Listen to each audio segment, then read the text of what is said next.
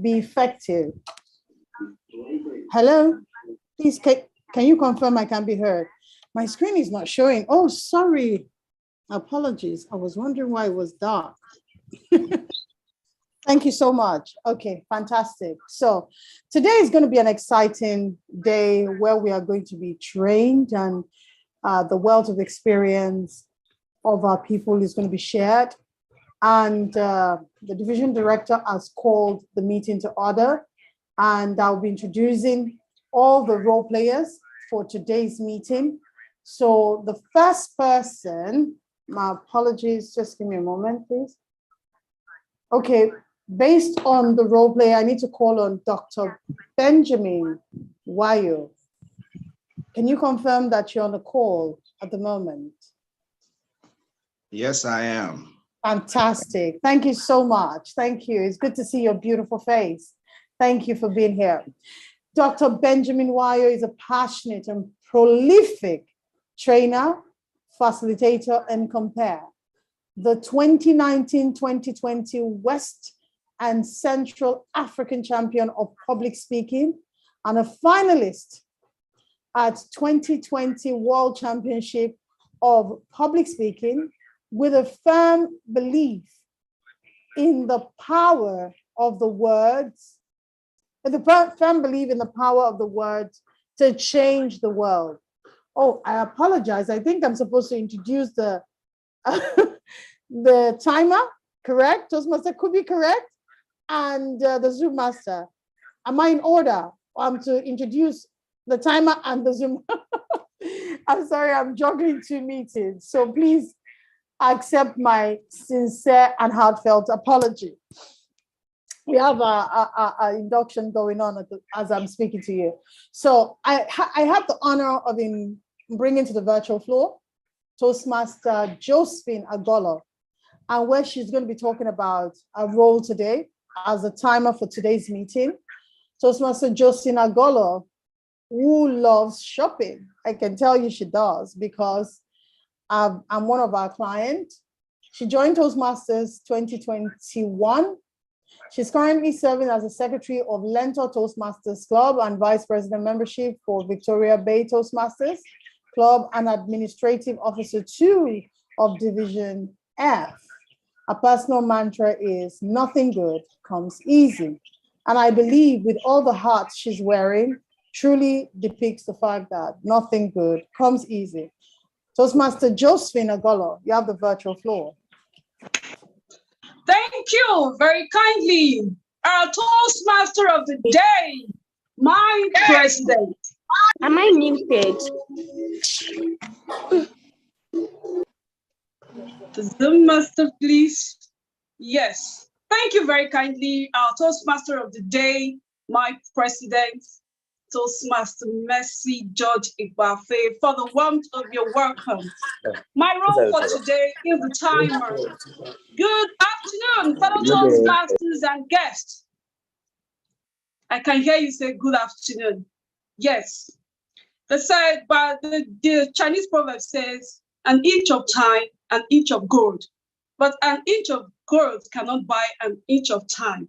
So in order for us to spend a good time here, exactly to make good use of our time, we ought to put our eyes on the clock, just so that we don't overshoot our time here.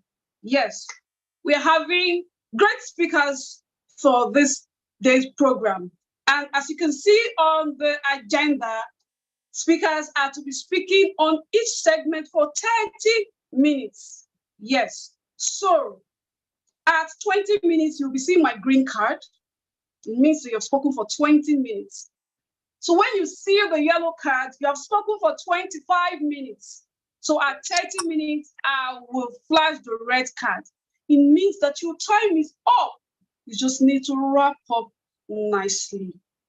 Then we have the question segment for each of the segments, the A and Q, the Q&A segments, yes. So that segment is for 5 minutes. So at 3 minutes of that segment, you will see the green card. At 4 minutes, you will see the yellow card. And at 5 minutes, you will see the red card. But if the speaker is using the screen, the podium, I will definitely be using the chat boxes. So please kindly keep your eyes on the clock. You might also want to pin me to your screen, Josephine Agolo, the timer for today's program. And it's back to you, our Toastmaster of the day, my ebullient president, Toastmaster Mercy.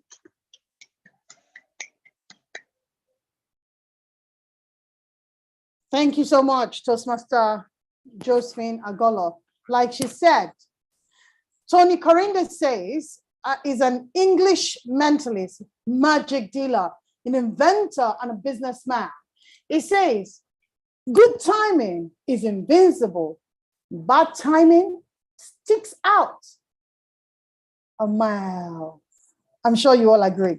So let me have the introduction of our, one moment, our Zoom master. Give me a moment. Okay. My sincere apologies. Okay. When you need stuff, they just don't show up. Okay. Toastmaster Pamela. I'll be calling on Toastmaster Pamela as Zoom master for today, and she's already started to do a good job by muting people that are refusing to mute themselves, and equally displaying the screen. So, who is Toastmaster Pamela? Elekwachi. I hope I did not do injustice to that name. If I did, my humble apologies. Pamela is an HR professional, passionate about personal development and organizational transformation. She is the president of Sunshine Toastmasters.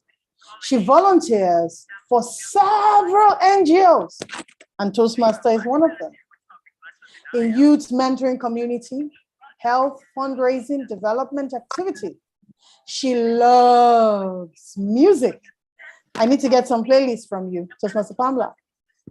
She loves to listen to opera music, plays Sudoku. Really, we need to compete, Toastmaster Pamela, and watch tennis. I'm trying to learn that. Currently, she serves as the PQD 2 for Division F. Toastmaster Pamela, the virtual floor is all yours. Let's welcome her with an applause. Awesome. Thank you. Thank you for that kind introduction. I will just be at the background here, trying to make sure that every role player and every speaker gets the best from the room. And that's what I'm here to do. So thank you. I hope everybody has fun. Have a wonderful training session. Thank you. Back to you. Thank you so much, Toastmaster Pamela. Thank you so much. Very short, very succinct. You see, it's because of the fact that she's a Sudoku player. That's why she can do it so briefly. If you play Sudoku, you know how tasking it is for your mind. So let's move on hurriedly, very quickly. Now we're going to go into speech writing. How many of us are very good writers? I know I'm not one. If you have Toastmasters have called me out, Mercy, there's an error in that text that you just posted. Go correct it. And I'm always very excited and very enthused when I'm corrected because of dyslexia. If you don't know what that is, it means that the way we see numbers comes wrongly. So speech writing is an art. So, Mr. Pamela, somebody is unmuted. If we can have the honor of muting the person. Thank you so much. Okay. So if the person is Tsyd. Okay, fantastic. So I'm going to be bringing on the trainer, Dr. Benjamin, which I was the first to introduce as I was juggling 2 meetings. So let's go to the introduction of Toastmaster Benjamin. Toastmaster Benjamin, I'm sure you're ready now. I got your appetite whet. I know that I've already introduced you, but I'm going to do the honor of proper introduction again. So we have today Dr. Benjamin Wyatt, I hope I'm correct, is a passionate and prolific speaker, trainer, facilitator. Oh, wow. And a compare. I'd love to hear the sound of your voice. The 2019-2020 West and Central African champion of public speaking and finalist at the 2020 World Championship. Guys, do you know what that is? Championship public speaking. And a firm believer. He believes in the power of words. He has to, that's why he's a good writer, to change the world. He loves family, children, speaking and connecting with people and spreading the message of the power of finding your individual voices. That is powerful. He is also a veterinarian surgeon, wow, woo, research scientist, and a businessman. Married to Julia, she must be very lucky, one of the lucky women in the world, and a father to 2 lovely children. I welcome you to the virtual lantern. Come and teach us how to write and become champion like you. Over to you, Dr. Benjamin Wyatt. Thank you so much. Thank you so much.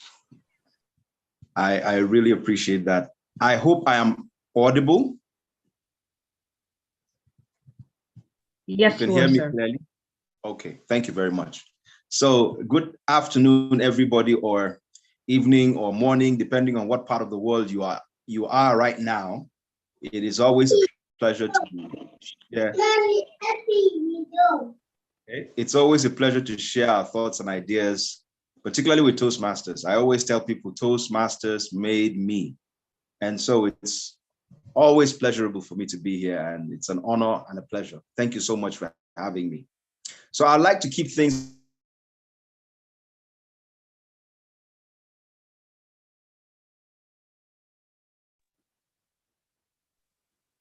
You're muted, sir.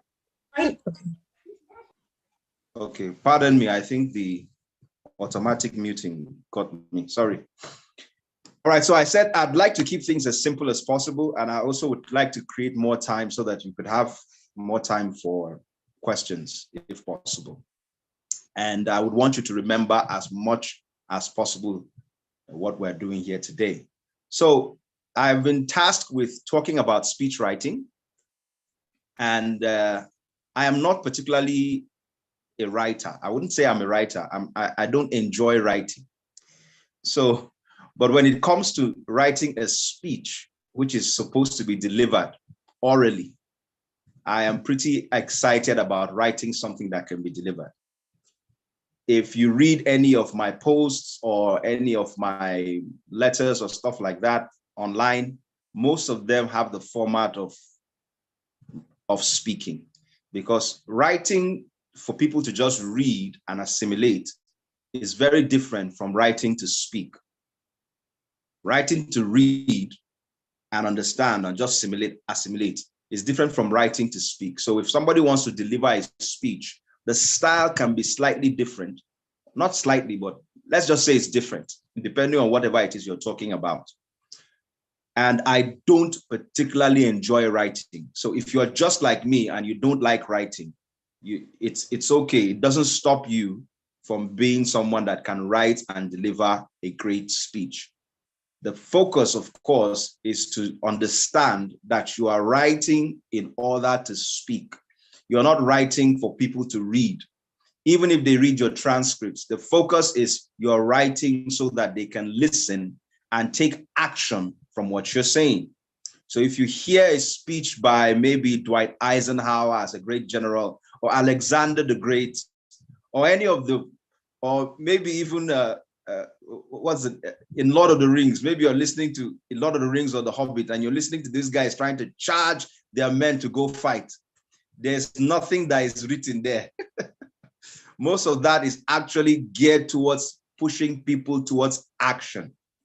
And that's the power of speech writing.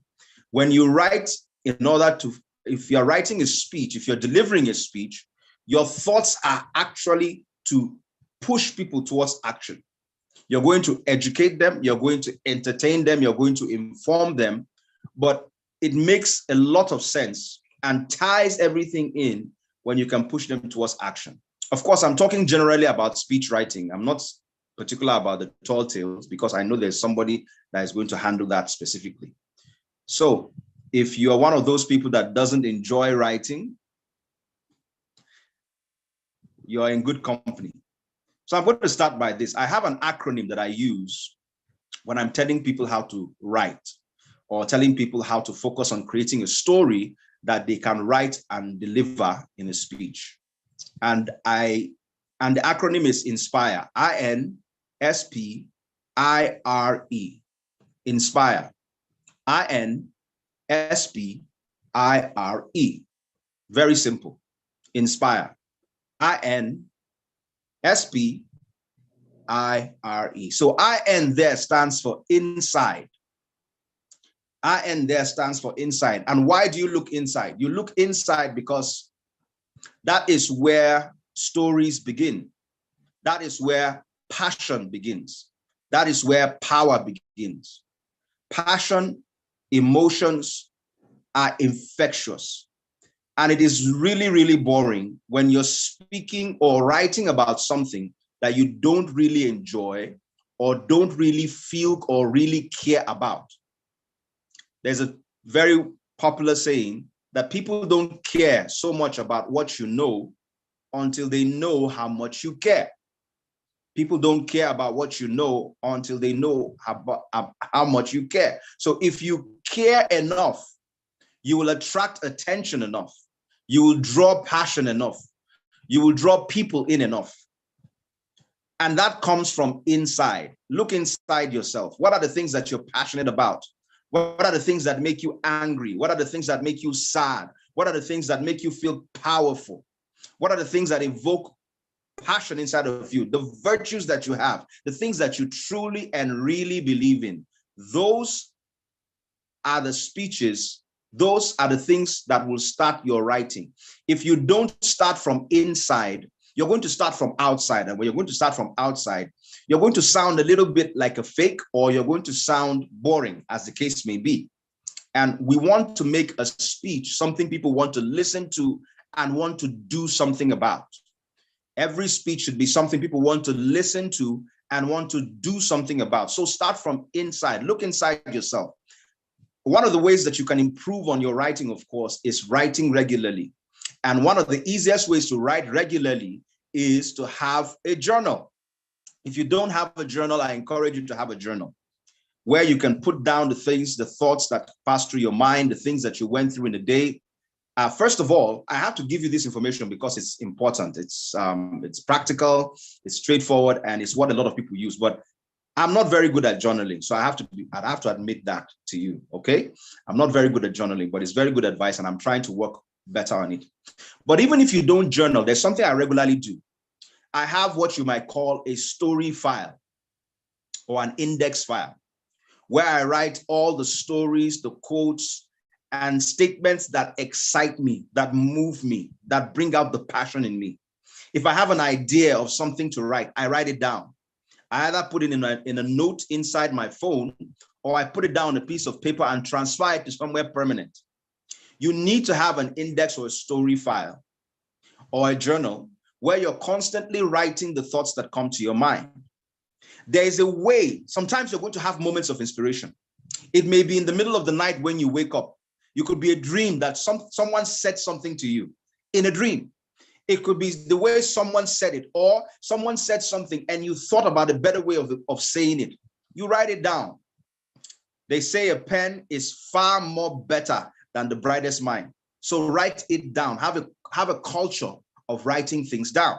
When you put things down, you can go back to that story file and begin to reference and take all the information that you need to build a great speech. Why? Because those things are coming from inside. Okay? Those things are coming from inside. You're examining yourself. Please pardon me if you see me wiping my face. It's quite hot here. I know it's been raining in Lagos, but it's very hot here. And as the great Fela Durotoye would say, if sweat was oil, I am Niger Delta. So I sweat a lot. I'm very sorry. I'll be doing this regularly. So back to the speech. So you write what the things that affect you, that move you from inside, you put them down, you write them down. So look inside, search inside. Don't try to be a spontaneous person. There's nothing wrong with being spontaneous, but they say that the greatest spontaneous speeches are from a lot of practice. The great spontaneous speeches that you see, it was so spontaneous. It wasn't really spontaneous. There was a lot of practice that went behind it, a lot of writing down, a lot of inward reflection. So look inside. Always start from inside. It is always easier when you start from inside. Now, that's IN. Remember, we're talking inspire. IN stands for inspire. Sorry, IN stands from inside. Okay. Now, SP is the next part. INSPIRE. So IN, inside. SP, speak. SP stands for speak. You need to speak out. Now, I started by saying this, that writing a speech or writing an essay is not the same as writing a speech. Okay, so you are thinking speaking. You're not thinking writing as much as you're thinking speaking. Okay, so you have to think of how to speak out. You have to have a mindset that this is something I'm going to speak out. This is something I'm going to project my voice for. This is something I'm going to gesticulate for. This is something I'm going to use sign language. I'm going to use my hands, my eyes. I have to speak. That's why certain words are unnecessary when you are delivering a speech. We have 5 to 7 minute speeches in the international speech contest, and we have 3 to 5 minutes for the tall tales contest. Why such little time? Because whenever you're speaking, you don't need to write everything down. When I say this, I have said something. Just by doing this, I have said something. When I go, I have said something. So think speaking, okay? That's the mindset you should have. Don't think writing as much as you think speaking. The mindset should be about speaking. You're going to speak. So have that when you're writing down. That's why certain words are unnecessary. And if you follow a good coach or a trainer, they will tell you that you have to limit your words to a certain number. If you're writing a 5 to 7 minute speech, if you go over 800 words, you have too many words. It's good to go with 400 to 500 words or 600 words, or at worst 700 words. But if you go over 800, you have too many words. Now, if you're doing a 3 to 5 minute speech, you should be talking about 400 to 500 words maximum. So you have to reduce the number of words because it's not about talking. It's not about the words. We know that in oral communication, in one-on-one communication, your tone and your body language carries more weight than your words. Your tone and your body language carries more weight than your words. So your words are important, don't get me wrong, but your words, but your body language and your tone can give far more expression to your words than what you're saying. So if I'm saying, I love you guys so much, I just love you, I love all of you, you are not going to believe me because I'm saying one thing and doing something else. That is the reason why when you're writing, you should think speaking.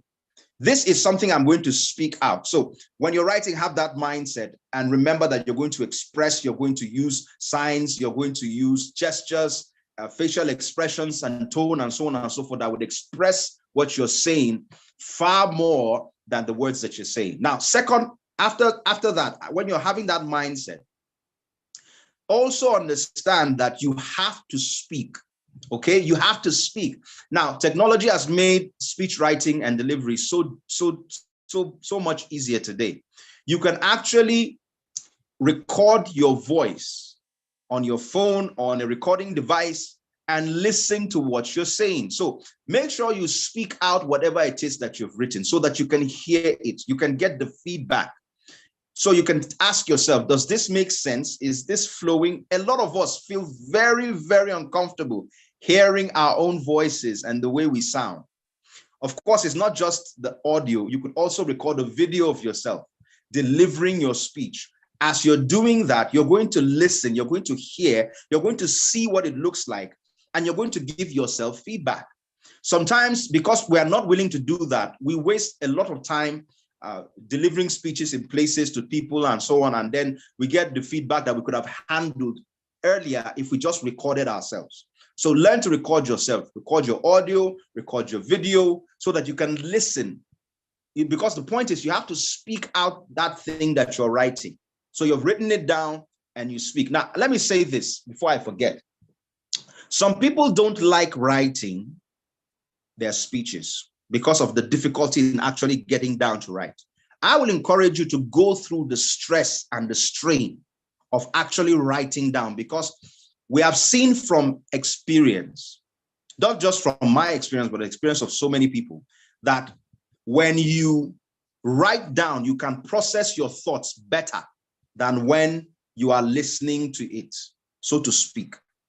You can actually arrange your words beautifully, process your thinking, just criticize yourself, or rather what you've written down, first of all, easier, your thoughts and ideas, when you write them down. So it may be difficult, it may be uncomfortable, but please do it. Write it down. Write it down on paper, or rather write it down electronically. Get your laptop, type it, or use your phone, type it, so that you can easily edit whatever it is that you've written down. When you've done that, then you can go the step further of recording what you've done or delivering what you've done in front of an audio. So make sure you write it down. Of course, there are some things that make it easier for us to write down today. There are apps that speech-to-text apps, okay? Speech-to-text apps are pretty common now. There are a lot of speech-to-text apps. And I think I heard about one right here, maybe a year or two ago, when the 2019 champion of public speaking gave a lecture or a training here also. It talks about Otter. There's a speech-to-text application called Otter, Otter. So Otter is great. You just, whatever you speak, it would record it. But you see, don't be lazy, okay? Because sometimes when you do this, it doesn't actually record the voices, the words properly. It may not, the artificial intelligence machine may not be getting your pronunciations as well as it's supposed to, and so on. So don't let these things get you lazy. You can use them. Sometimes you're not so motivated, you need to write. You can just use that and start writing, but then get down back to writing. Okay, it's very important. Get back to writing. Make sure you write. My goodness, I'm taking too much time. Okay, so when you speak, I'm taking more time than I thought I was going to take. Okay, when you speak, of course, you write with the mindset of speaking. Secondly, you speak out so that you can record it, either audio or video. And then you go all out and speak. Get to a club, get in front of your friends, get in front of anybody. Speak out the things that you've learned. Don't hold back. Find somewhere to deliver your speech. There are so many clubs online now. It's so much easier to deliver your speech. You can deliver your speech in 100 different places. There are Toastmasters clubs all over. So you deliver, go out, speak, and be ready to speak as often as possible. You're going to get better feedback, and you get more comfortable with your speech, and you see the mistakes that you're making and get better at correcting them. So speak. Now, IN stands for inside, SP for speak, I stands for illustrate. Remember, it's inspire, INSPIRE. So IN inside, SP speak, and then I stands for illustrate. Illustrate. Find an illustration. Now, to make it short, an illustration is just something that creates pictures in the minds of people and makes them understand a message better. So they say a picture is worth 1,000 words. So whatever words you can use, whatever idioms you can use, whatever quotes you can use, whatever stories you can use that can make, whatever anecdotes you can use that can make a message clearer, use them to your advantage, because it reduces the number of words you have to speak. People's attention span has been reduced. People don't, you can't hold people's attention for long, okay? 2 minutes, 3 minutes, people are thinking of something else. So make sure you illustrate. Use a quote, use a story, a short story, use an anecdote, use something that, use a tale. Okay, something that just gets people's attention and makes your message clear. I love this quote. Do not accept defeat for what you can repeat. It's like my story, my life story. There are so many things I want to repeat and I can't, but there are things I can repeat right now. And I know that if I can repeat it, I can defeat it. So I go, do not accept defeat for what you can repeat. If I say, don't in this life, make sure that you don't do this, and make sure that when you're doing, you make sure that you can go back and you can always do it again. You're going to try again and you try again. But if I just go, do not accept defeat for what you can repeat. I have communicated an idea clearly, very quickly, and you understand it. So illustrate, look to illustrate anytime you're delivering your speech. All right, that's I. So R stands for rehearse and repeat. IN stands for inside, SP stands for speak, I stands for illustrate, R stands for rehearse and repeat. You're going to have to rehearse what you're doing. Don't be uncomfortable about rehearsing your song. Think of your speech like a hit song. Do you have is there a hit song that you know? Maybe a song by, it could be Wizkid or Burna Boy or any. Do you know how many times they sing those songs over and over again? If you are one of the people that loves the classics, like our Zoom master, Toastmaster Pamela, they play those things over and over again. So you have to rehearse and you have to repeat. You perfect it when you rehearse and repeat. Rehearse and repeat. Don't be afraid of repeating. Don't be afraid of repeating. Rehearse and repeat. And then finally, E. E stands for enthusiasm. E stands for excitement. E stands for expression. Enthusiasm, excitement, expression. You have to express with enthusiasm and excitement whatever it is that you're speaking about. The duller your speech is, the more you're going to lose people in the middle of it. So express it, okay? Find whatever it is that you can use to express it. Use your hands, use your eyes, use your facial expressions, use your tone. Express. All of us know Mr. Bean, the comedian. Mr. Bean is so funny, but he doesn't talk. He doesn't say much. He doesn't say anything. He just uses his facial expressions and his body language. So express what you're saying. All right. So express with enthusiasm and with excitement. And I believe that you're going to be able to deliver a wonderful speech. So please, let's just have the questions now. IN stands for inside, SP stands for speak, I for illustrate, R for rehearse and repeat, and finally, E stands for expression or enthusiasm, excitement. Thank you very much. I'll take the questions now. I spoke much longer than I wanted to. I'm so sorry.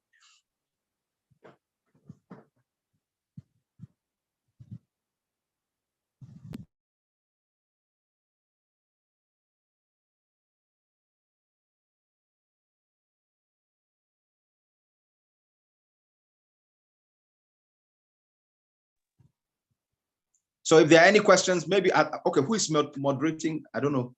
Oh, okay, yeah.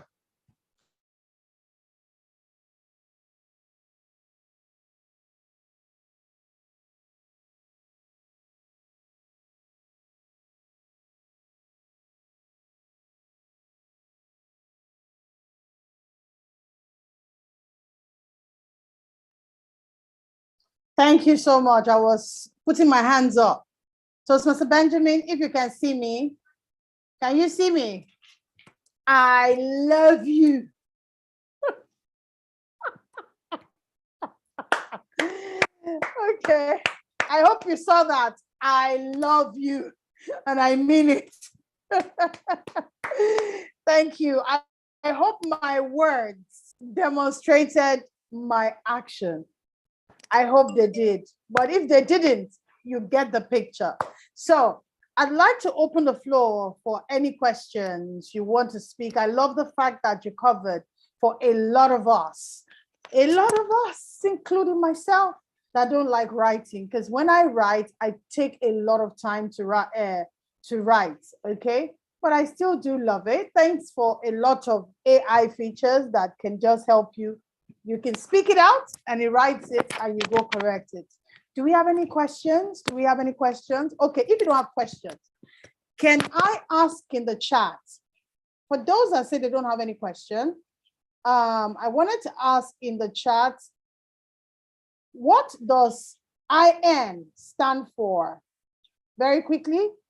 IN, what does it stand for? Inside. Awesome. What does R stand for? Everybody? R stand for? Rehearse. The word is rehearse. Thank you. Repeat and rehearse. And when you're doing that, don't be hard on yourself. I need to say this. Don't be hard. I'm not a trainer. Can I ask, do we have any questions? Did you guys enjoy that session by Dr. Benjamin? Did you take any value out of this? Well, Dr. Benjamin, you should be impressed. You see that a lot of people were following. See the way that totally enjoyed it. I love it. You know, at Toastmasters, they say feedback is a breakfast of champion. So we need to give the trainer feedback. So let's evaluate and give him some thumbs up. Okay, it was insightful. Thank you for sharing. And inside, rehearse and repeat. It was awesome. Thanks, Dr. Benjamin. So on behalf of everybody, but on our screen, we can have our emojis and put some clap emojis in the comments. Let's clap for Dr. Benjamin Wayo for a brilliant session. I have both my meeting and the division meeting plugged into my ears. So, Dr. Benjamin, look at my face now. I love you. Not I love you, but I do love you. So thank you for a brilliant session. Who is ready for the next session? Who is enthusiastic? Who is excited for the next session? Thank you. All the applause coming in. Fantastic. Thank you so much. Awesome speech. So let's move on to the next speech. So it's evaluation training. As you know, the brilliance about Toastmaster, it's all about evaluation. I'm trying to be like Toastmaster Craig, you know, because he's my mentor by proxy, by force. Every time I call him, he will smile and say, Toastmaster Mercy, Toastmaster Mercy. And he really does a brilliant job in coaching me. Okay, so we're going straight into the evaluation speech training. That is something that a lot of Toastmasters tend to run away from because it's an art. Have you ever listened to Toastmaster Craig offer evaluation? When he does, you're like in a school. Even you, as the learner, you are in school, you're writing. It's taking attention to the delivery, your body language, and helping you articulate. And you know, Toastmaster Craig, honestly, if you have come in contact with Toastmaster Craig and you appreciate him, I'd like you to applaud him. He is phenomenal. Even after giving you evaluation, he will personally call you and still tell you, this is what you can do. How many of us want to be like Toastmaster Craig, the English doctor himself? How many of us? Please type Craig in the text. I want to see some reaction. I'm in awe of Toastmaster Craig and I really admire him. Yes, thank you, Pamela. Thank you so much. Only Pamela? Okay, this one is not fair. I refuse. I'm not going to move. Thank you, Toastmaster Tessie or DTM. I'm not so sure. Okay, let it come in. Let it come in. When somebody is doing well, we have to celebrate them. Okay, we don't do that a lot in this climb and it's bad. We have to do it here while they're alive. All right. Thank you so much for being a great team player. So I'm going to move on very quickly to the next training. Okay. Evaluation speech training. And that is by distinguished Toastmaster David Doku. If you're excited and you would like to listen to DTM David Doku train us on evaluation speech training, please type David in the chat. Thank you, Toastmaster Ifoma. You want to be like Toastmaster Craig. Okay, DTM David Craig is a trained management consultant. Pay attention. With 15 years experience working within consulting and project environment. As a John Maxwell certified coach, you have to come show me the way. Don't do it alone, DTM David. He facilitates life coaching and public speaking coaching session for individuals and training session for corporate organization. He is, it's not a joke, a distinguished Toastmaster and present Club Growth Director for Division K. He is also immediate past Area Director, Area 28, Division K, past President of Garden City Toastmasters Club, and a charter president of OES Toastmasters Club. With a thunderous applause. Yeah? Thunderous applause. Let's welcome distinguished Toastmaster David Dokun. I'm going to hold you and ask you to show me the way to being a John Maxwell certified coach. Do we have him on the call? I've been doing all of this. Maybe he's trying to get himself unmuted. Do we want to pay attention to that? Because he might be muted. Distinguished Toastmaster David, if you're on the call, please type. Oh, yes. Thank you so much. I've been able to get myself unmuted now. My camera will come on in a second. Thank you for that fantastic introduction. Wow. It's indeed a privilege to be here today. And how do I start to acknowledge the great men and women on the call today? Please, if you're excited to be here, I always like to bring some energy to, oh, thank you. I love this host, spotlighted my video. If you're excited to be here, please, can you, my favorite number in the world is a 5. Please put a 5 on the chat box. 5, 5, 5. Put a 5 on the chat box. 5. I want to see how many 5s we can get here.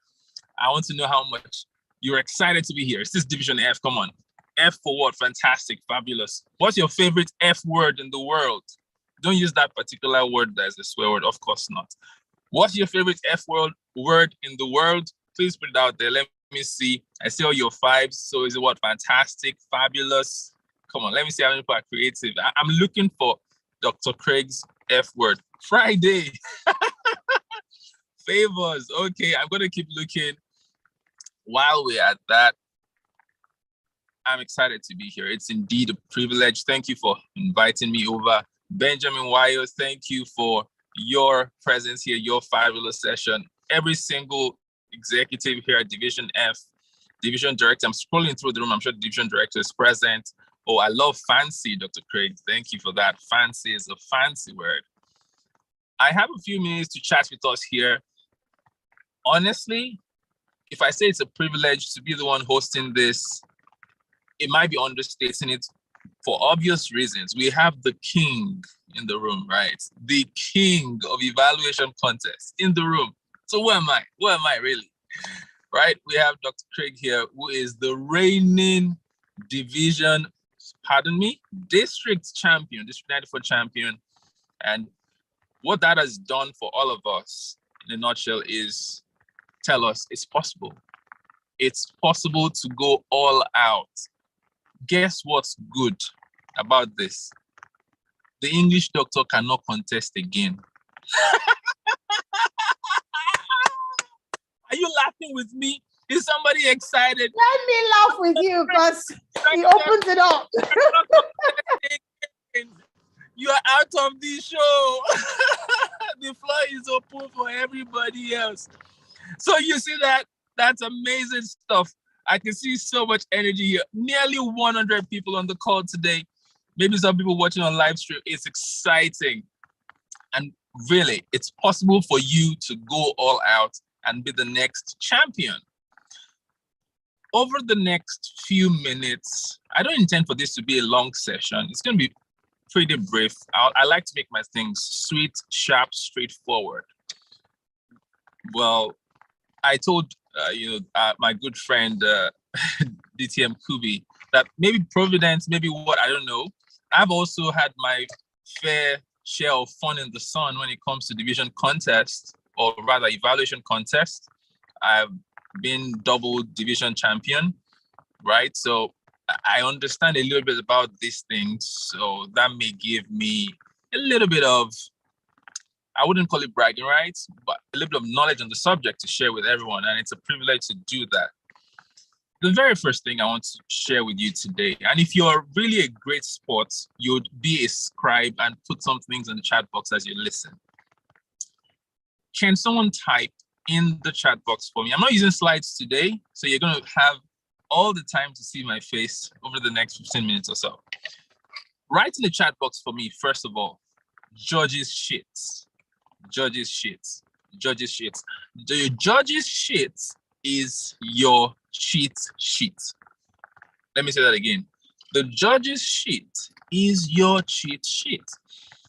Pretty much, if you are one of those people that used key points in your secondary school, or what do they call all those things? Those small books that give you the right tips that you need to prepare, straight to the point. That's what your judge's sheet does for you. It tells you what the judges will be looking out for. Thank you, Emmanuel. Thank you, Josephine. Thank you, Latifat. Everyone's putting judges' sheets. If you are intent about winning, or, well, maybe no, maybe you might say, hey, David, my thing is not winning. I just want to have fun. But again, it's a contest. If you're in a contest, what do you want to do? Win, of course, right? Pretty much, you want to know what that judge, the lady, the gentleman, is looking out for. Don't enter into your club area, division district contest without STUDYING, studying the judges' sheet. You want to know exactly what they're looking out for. That's point number one, judges' sheet. It works like magic. Study your judges' sheet. Thank you, Aisha. Thank you, Inimwa. Thank you, everyone putting judges' sheet. I'm sure literally everyone is going to go look for the judges' sheet after now, and it's publicly available. From your judges' sheet, what else do I think you need to know as a contestant in the evaluation contest? Obviously, you have one fancy lady. I'm using the word that you've picked out in the chat box. I saw fancy. You have one fancy lady or fabulous gentleman presenting to you, and you're done listening. You want to give feedback. Can someone tell me how we give feedback at Toastmasters International? We have one thing we call the something method. Somebody want to put that in the chat box? The something method. Thank you. Can everybody, thank you. The CRC, thank you, Francis. Thank you, Pamela. Thank you, Oluwatoyin. The CRC method. And for someone wondering what is CRC, can we tell them what CRC means? Right? It's pretty straightforward. Everyone, the sandwich method, exactly. Commend, recommend, and commend. Now, how do you go about this in a contest? Thank you, Fumi Motosho. I see your comment. How do we go about this in a contest where our intention is to go out there and win? The very first thing you must do before you even go into the fine, art of giving feedback to that. And by the way, F is also for feedback, division F. I didn't see feedback in the chat box, did I? Before you go about giving feedback to that person, that what do you call him, test speaker, you have a few minutes between, I'm sure if you've not been in an evaluation contest before, you would have just a few minutes to put down your notes, and then you get called up. In that moment, you want to write down two things. Can someone please type opening statement, closing statement? Opening statement, closing statement. Because this is not such a long, if this is to be a workshop where we had a lot of time, I will scribble on the whiteboard, we'll have some banters here and there, but we don't have that much time today. So I'm just cutting to the chase, right? I'm going straight for the kill, giving you the inside scrunch to how this thing works. What would your opening statement be? I listened keenly to the English doctor all through his rise to the pinnacle of the evaluation contest throne. And it was always killer opening statements and closing statements. Listen, judges are human. If you are writing notes, you need to take a little part of your note and write judges are human. And why do I say that? They can get swayed. You know, I taught earlier on today, I digress. I taught earlier on today, a few minutes ago, in a little room that I host every Sunday. And today I talked about the unfair advantage. Why am I bringing that up? I believe that you can create an unfair advantage for yourself through your opening and closing statement. The musicality of it. You surely want to introduce beautifully sounding phrases and words to your opening and closing statement. Because that will grab the attention of judges. God bless you, your contestant number 8. On a day like this, when possibly Lucy, Josephine, Pamela, one of the great people here is already tired, they're one of the judges, and they're like, oh no, I don't want to listen to another contestant. They're tired already. They're probably like, let's just get it over with. And Latifat is going like, oh, please just give your feedback. Did you saying, oh, come on. Ifeoma Udoye is saying, oh, just talk and let's evaluate you. God bless you, you're number 7. You need to grab their attention. So your opening statement is critical. Thank you, Timmy, for putting that in chat box. Judges are human. So human in the sense that they may be tired, human in the sense that they can get swayed by how sweet sounding your statements are. So you want to play to that, you want to pander to that little flaw that, oh, these guys are human, actually. Let me take advantage of them. So you do that by ensuring that your opening statement is quite catchy. What can you include in that opening statement? Number of things. Thank you, Emmanuel. I see your comment. You're playing full out. I love that. Number of things you can do. From my example, been there, done that twice at the division level, I can tell you that one of the things that works, that would work for you as well, is to pick out something strong from the speech you just listened to. If, for instance, how many people in this room listened to the current, or you've watched the speech of the current world champion of public speaking? If you've done that, can I see you raise your hand virtually? Oh, I see you, Ebziba. So you've done that, right? I see you do. I see you guys. Great stuff. If I ask you today, what was the anchor phrase or anchor statement in that speech? Can you type it in the chat box? What was the anchor phrase? Thank you, Grace. I see your hands up as well. What was the anchor phrase in that speech? Let me look in the chat box. For those of you who really watched it, I'm sure, there you go. Indini! You see that? You see that? If you are evaluating the speech given by that fine gentleman, but I don't care what you say, he's a Nigerian man, it's Uche, right? You don't want to evaluate without starting with contest share, you sound more Zimbabwean. You don't want to start without saying, ladies and gentlemen, Indini, this is me, speaks more to me than it does to any one of you out here. Toastmaster Pamela, you killed that speech you just delivered. So you want to pick out something that everyone in the audience can relate with. By the way, when I say everyone in the audience, who is your audience as a contestant in the evaluation speech? Can you tell me who your audience is? Who's your audience? Just in case somebody in this room is still having some Sunday funk and they're not sure where we are. Thank you, Femi. Thank you. I see your comment. Thank you. The judges. Thank you, Folashade Kolaole. The judges. Thank you, Tony. Thank you, Tokwa. Thank you, Miriam.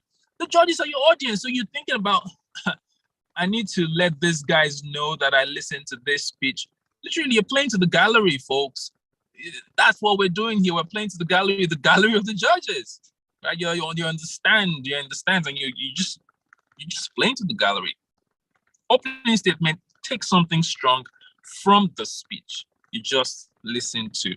Put it out there. First, the judges know, oh, well, by the way, evaluation contests are meant to prove that A, you paid attention, B, you processed what you heard, C, you are able to present it in a fabulous manner. I'm using those F words again. You see, you're going to prove that you paid attention, that you processed the information you heard, and that you can present it in a logical flow. Now, let me go quickly into the flow of the presentation. I've told you your opening has to be strong, something from the speech. If it's not something from the speech, if you have all those fantastic quotes that Dr. Craig has, like someone somewhere has kissed the blinding stone, yada, yada, yada, and you think it can connect with that presentation, feel free to use it. But ensure that you are using a catchphrase or opening phrase that is referenced, right? That is referenced. I'm not going to go into, I digress here. I'm not going to, thank you, Manuel. You're a great scribe. I love what you're doing there. I love what you're doing. Thank you, Manuel. I'm not going to tell you that you need to look the parts. That's not what I mean. I think you should all know that already. You have to look the part. I already told you that the judges are human, right? So I'm not here to tell you that you need to look the part, because that is 101 stuff. You're a contestant. You need to look the part. You need to be smashing. That one is a given. Let me go back to my tips now. Your flow from, by the way, one of the things, just like a speech, one of the things the judges will be looking out for, obviously, is the way you move from point A to B to C to D all through your presentation. There must be a great sync. The handshake must be clear. They must be able to feel it. They should not be able to take their eyes or ears off what you're doing. You're doing an opening statement that is strong. From there, you swim swiftly into, thank you, it's called transition. Okay, thank you. Your transitions have to be on point. Don't let it be in doubt. An evaluation contestant is also given a speech. Rebecca joined the call. Rebecca, welcome. Ines, Deji, Ajani, Kaide, you say, oh, DTMK, I see you.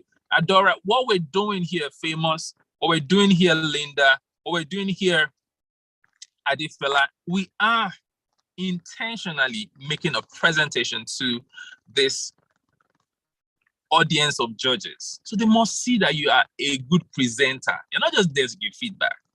Now, let me stay with your feedback, because some of you are like, David, get to the cocoa of it. So how do we give this feedback? We already said it's CRC, but for a contest, what do you really do? Here's my recommendation. It works every time. While you are preparing your notes after listening to the speech, real quick, while the speaker is speaking, your blank sheet has got 3 parts to it. The top part, you have a big C. The middle part, you have a big R. And the bottom part, you have another C. What do? The top part, you want to list out 3, well, if you like, if you have the bandwidth for it, you can write as many things as possible in your top C. The middle R part, if you like as many things as possible, same thing for the bottom part. However, let me slow down here so this can sink. However, remember, you're not going to have all the time in the world. You want to pick out the strongest of your points, of all the points you've listed for commendation and recommendation, and you want to iterate them and say, okay, this is what we are going. Or if you like, bundle up some of your recommendations can be bundled up. For instance, if your speaker was displayed a high level of confidence and comportment, you can bundle that together in one point. Pick a word. Let me share this with you. One of the things I do when I present is I try to use mnemonics so that I can remember. While you're preparing your speech, ensure you have if you can, a word that represents each of your key points. So you don't, get flustered. I've used another F word for You see, I'm playing this game together with you. So you don't get flustered while presenting. You must have something that reminds you of your key points. Iterate, my suggestion. 3. Let me go back on that. Yes, 3 commendations to start with. You have 2 recommendations in the middle. 2, and another 2 commendations. So in total, how many commendations do you have? Well, who are those that are great at math here? How many commendations do you have? Now, this is not cast in stone. It's a recommendation. You can tweak it anyhow you want. But what I'm just saying is have a formula to it. Some people will say, why not make it 3-3-2? That also works. However, the idea is this. Because we are going to split the commendations right down the middle, certainly your commendations are more. So if you have 3, or some people are saying 5 or 6, if you have 3 commendations, you start with, you have 2 recommendations in the middle for your sandwich. That's your, what? Your ham, lettuce, whatever, not for those that eat burger, and your chicken, breast, whatever. And then you have the other layer at the bottom, the commendation. Pick them out before it's time to present. Now, the way to go, or my recommendation, trust me, all these things I'm saying to you, they're recommendations, right? Thank you, Emmanuel. It's the flow, right? The way to go is ensure that you have your strongest commendation at the bottom. You are growing in increasing order of commendation. Growing in increasing order of commendation. Thank you, Josephine. I see your screen. And the reason for that is you want to end with a big bang. You want to end with the top of the crop, right? So you're going with your commendation. You've said the top 3 things you liked about it. Remember, this feedback you are giving is your perspective. Hence, your language. Can someone type language in the chat box? Mind your language. How many people watched that little show way back, Mind Your Language?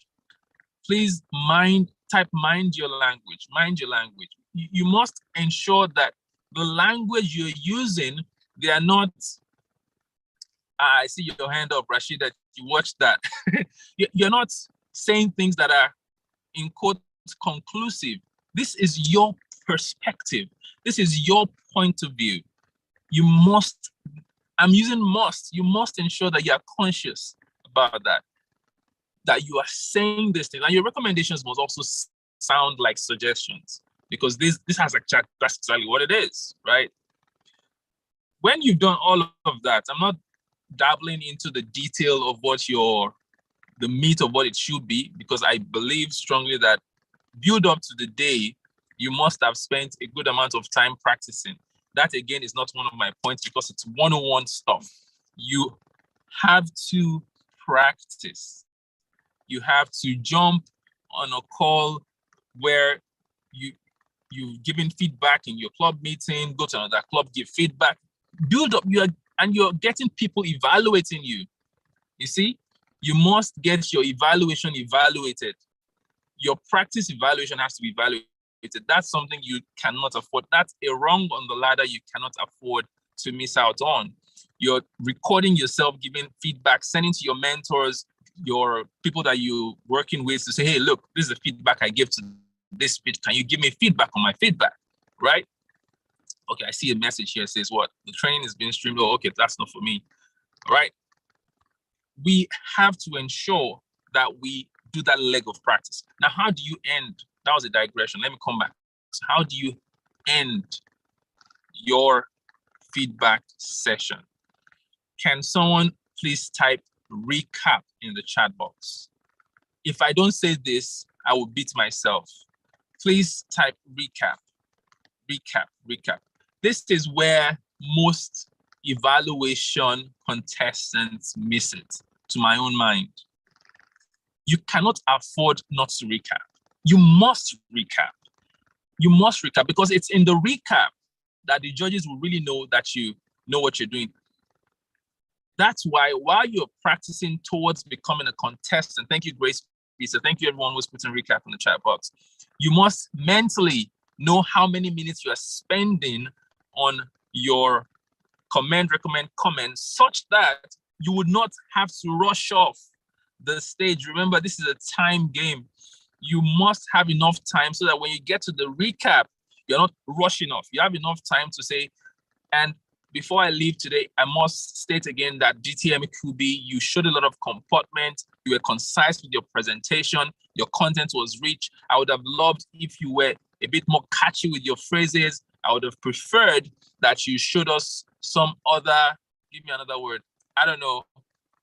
And then you go, just give some quick rundown of everything you said.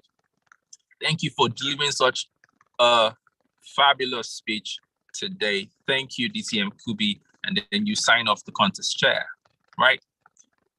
Friends, it doesn't get better than that. These are a few points that can help everyone listening on the call today be better at evaluation. And this is not everything that there is to know.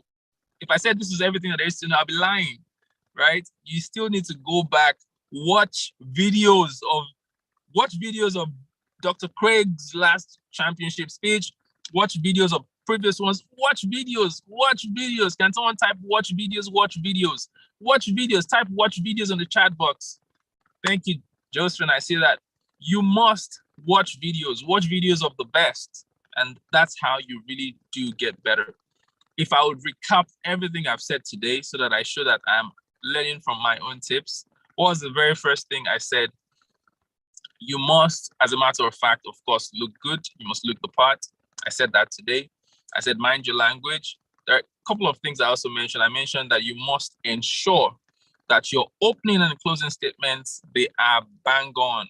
They must be superb. They must catch, the attention of your judges. I also mentioned today that your primary audience, that the judges.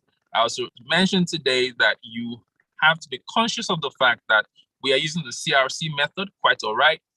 And you must have it structured out. Let there be a balance to it. And my final comment to you was that you should ensure you do a recap.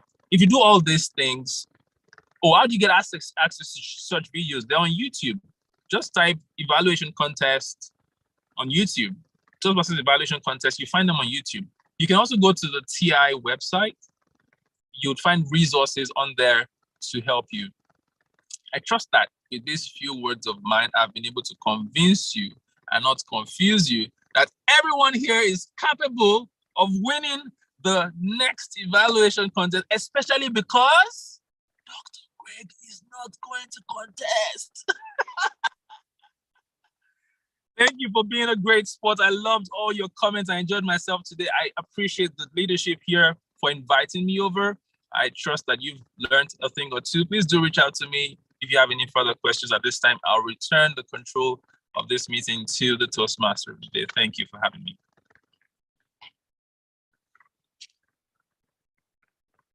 Wow, wow. Wow. You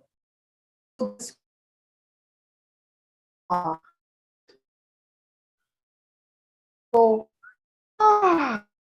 with others. And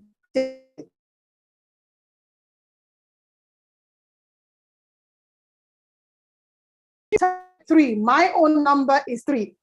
His own number is we get it. Let's see how we get. From you can hear me, or am I just speaking to myself? You're breaking up for a bit, but I think we can hear you now.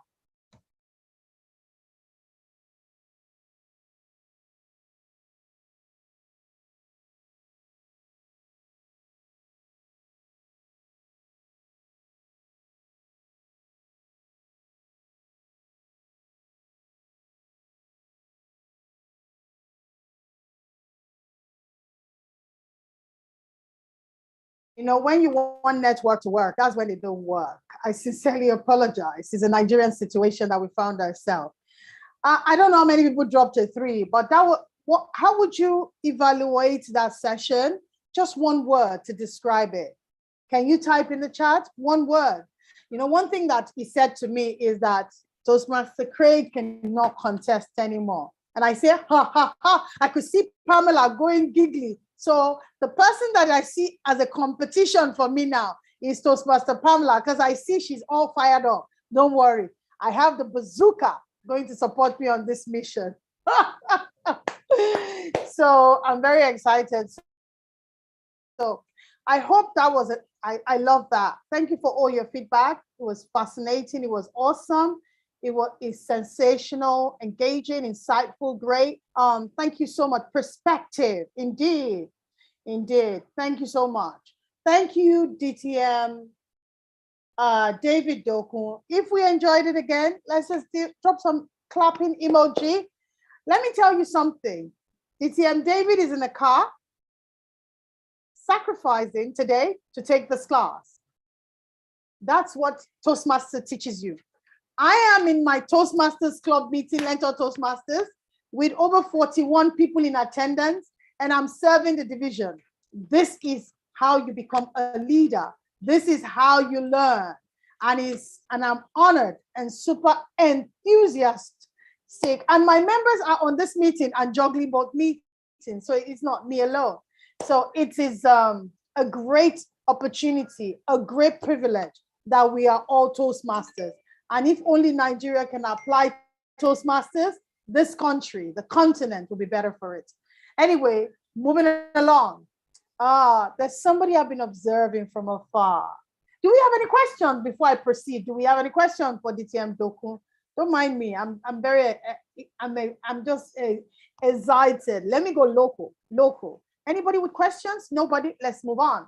So that was an awesome session, brilliant session, well, succinctly delivered. And I'm very, very grateful that I'm actually Toastmaster. Would you believe that this is my first ever playing the role of Toastmaster of the Day? I've run away from it for the longest time. Just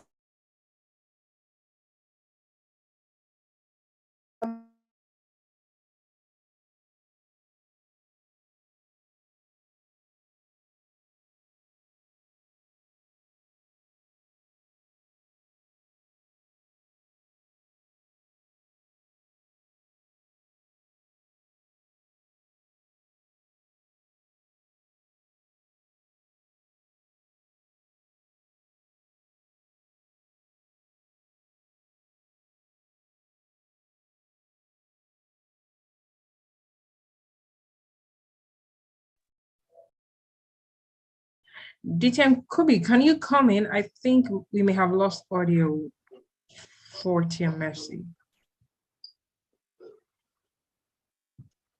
All right.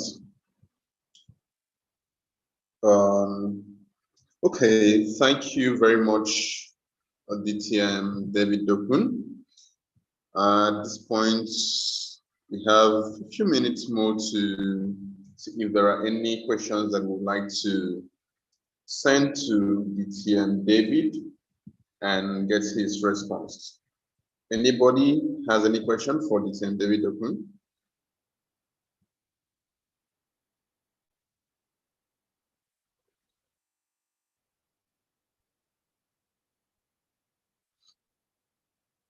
Any question? Okay. I can see a hand up. Temitope? Yes. From Temitope.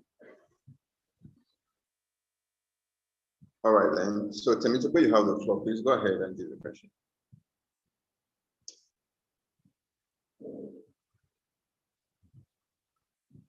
Hello, Temitope. Please, you have the floor. Unmute and share your question.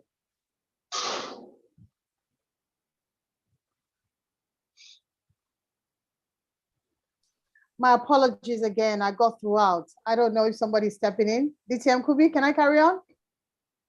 Oh, yes, please go ahead. Hello, can I be heard? Yes, I can. You can be heard. So I'm so sorry. There's a hand up. I really There's apologize. A hand up. Okay. Pardon? Before I give control back to you, TM Mercy, just so you know that there is a hand up, Temitope, that has a question and shall be unmuted to share the question now. Thank you so much, DTM Kubi. Thank you.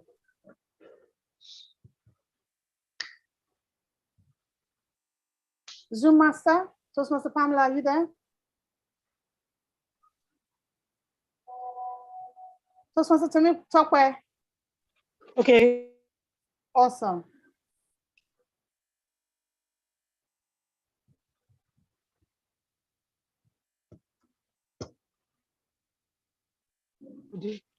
Hello? Can you hear me now? Can everybody hear me now? Yes, please, we can hear you now. Okay, thank you. I'm grateful for the awesome session by the TM, by the master TM. So my question to him is, I have been a person that I don't find it difficult to speak in front of people. Like the previous speaker has said, there is no spontaneous speech. Most spontaneous speeches were practiced and practiced. Is there a way one can be put under a tutelage to be able to become a great orator? Thank you.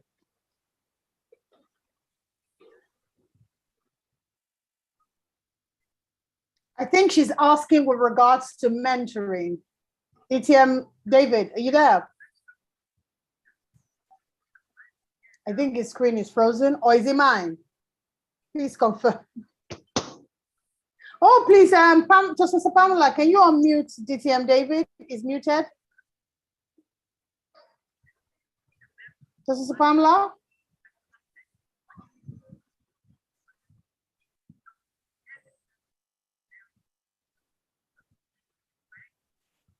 Oh, thank you, Toastmaster Pamela. Must feel very powerful to be a Zoom master. Next time, I'm going to be a Zoom master. I feel like I'm. All right. The answer to your question, thanks for asking. Exactly what Toastmaster of the Day just said is mentoring. Yes, you can be all that you want to be. You only need to be available. And direct answer to that, mentorship is like a well. I like to use the metaphor of a well. By a well, you knows what a well looks like. Very posh people. A well, no matter how full it is with water, unless you draw from the well, you don't get. You may be assigned a mentor. If you become a Toastmaster, you only be able to get out of your mentor as much as you draw from your. My recommendation with respect to that is submit yourself to the tutelage of a mentor and watch how far you can go.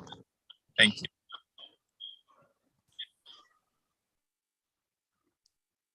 So, Toastmaster Temitope, I hope that response answers your question, right?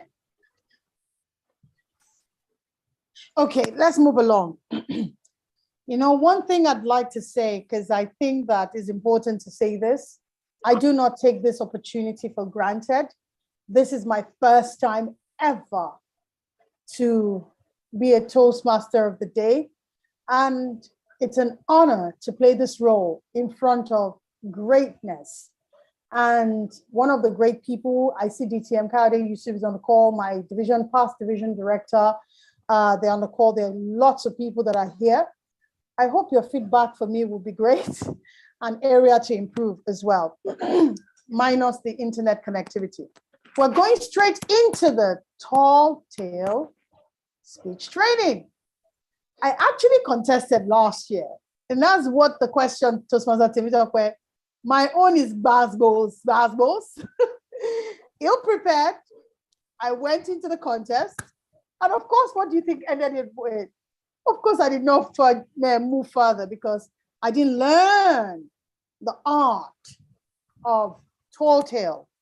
Okay, there's an art. My contestant, his speech was just phenomenal, and it was well-deserved that he won. So, permit me to bring to the virtual floor a trainer for the tall tale speech training. I've been seeing him from afar, another greatness of Toastmasters. Distinguished Toastmaster David Oluyide is in the business of helping organizations turn business pains into lasting gains. It gives expression to this as a leader, strategist. Pay attention. Okay? Communicator, consultant, and business coach. I need his mentoring. If you do, please type mentoring in the comment. He joined Toastmasters in 2012. I wish I had. And has since served as club president, area director, division director, and chair of committee. He became the club growth director, District 94 in 2019, and moved on to serve as the program quality director. He is presently immediate past district director of District 94, covering 16 countries. That's a big deal, right? It is. In the West and Central Africa. His purpose in life crusade is to help individuals, organizations, and businesses discover and achieve their reason for being. I hope you learned that today. He finds pleasure, laughing. Ooh, I'd like to see him laugh and charm our members, right? A life learning from unexpected sources like children, cycling refreshes him. I need that in my life right now. Playing basketball strengthens him. Playing chess. Wow. That's why he's someone I admire from afar. I hope very close. Challenges him to welcome perspective and see possibilities. Dear Toastmasters, distinguished ladies and gentlemen, it is my pleasure. Oh yeah, let's start dropping the clap. It is my humble pleasure to present to you distinguished Toastmaster, Patrick Oluyide. I hope you're muted so that all that energy doesn't go. Okay. You have the virtual floor, sir.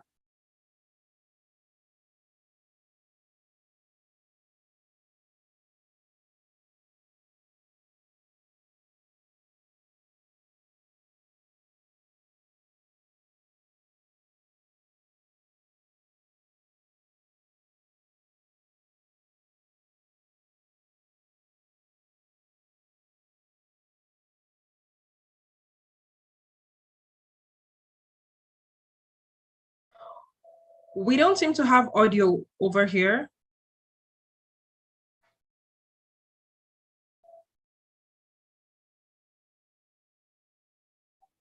Unplug your headphone and replug your headphone. Is it me or is audio? Can somebody confirm? Audio, yes. Okay. No. Exit the meeting and come back in, sir. Exit the meeting and come back in. It might help.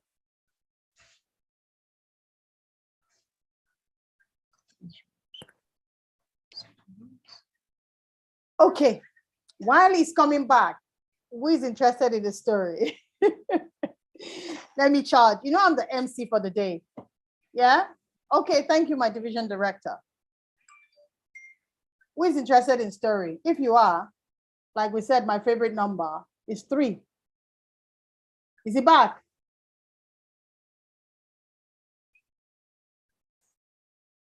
Is he back, please? Okay, he's back. Don't worry, I'll tell my story after he's done. So, Sister Pamela, I'm happy to help if you can make me a co-host. Yes, it's back in. Is he unmuted? His audio is not yet connected. Have you unmuted him? You need to unmute him. He's asking for to be unmuted.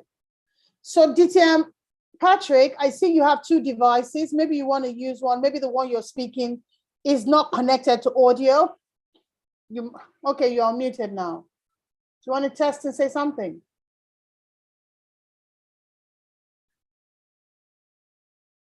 We can't hear you.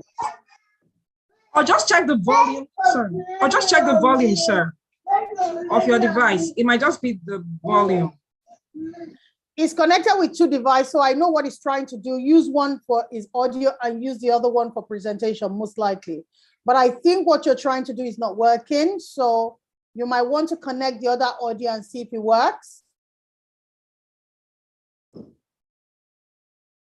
worry, this thing happens to the best of us when we don't want it to happen.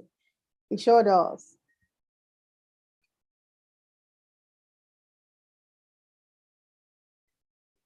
I wish that, okay, I think I can play music while we're just waiting for him to do that.